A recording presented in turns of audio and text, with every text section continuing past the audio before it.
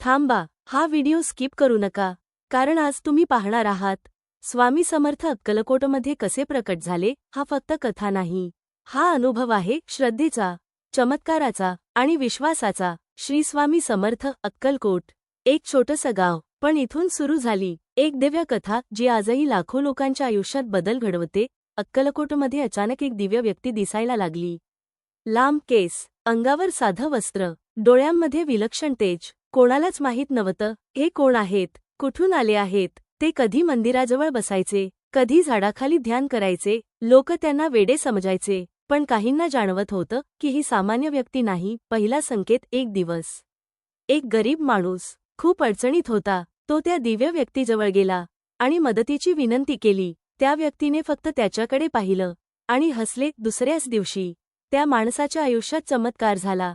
त्याला काम मिळालं, पैसा मिळाला आणि त्याचं आयुष्य बदललं. हळूहळू गावात चर्चा सुरू झाली. हे कोणी साधे माणूस नाहीत. लोक त्यांच्याकडे येऊ लागले, प्रश्न विचारू लागले आणि प्रत्येक वेळी त्यांना उत्तर मिळायचं, कधी शब्दांनी, कधी फक्त नजरेने. स्वामींचा साक्षात्कार. एक दिवस एका भक्ताने विचारलं, तुम्ही कोण आहात?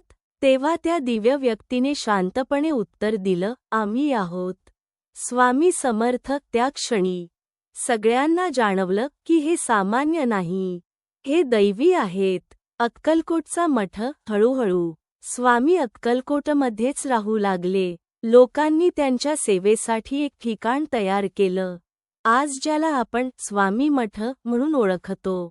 इथेच हजारो भक्तांनी स्वामींचे चमत्कार अनुभवले. चमत्कारांची सुरुवात. कोणाचा आजार बरा झाला, कोणाला काम मिळालं, कोणाचं आयुष्य पूर्ण बदललं. स्वामी काहीही मागत नव्हते, फक्त एकच सांगायचे, भक्ती ठेवा, विश्वास ठेवा. पण एक दिवस असं काही घडलं ज्यामुळे संपूर्ण अक्कलकोट हादरलं. स्वामींनी असा चमत्कार केला जो आजही लोक विसरू शकत नाहीत. तो चमत्कार काय होता हे जाणून घेण्यासाठी पुढचा भाग नक्की पहा.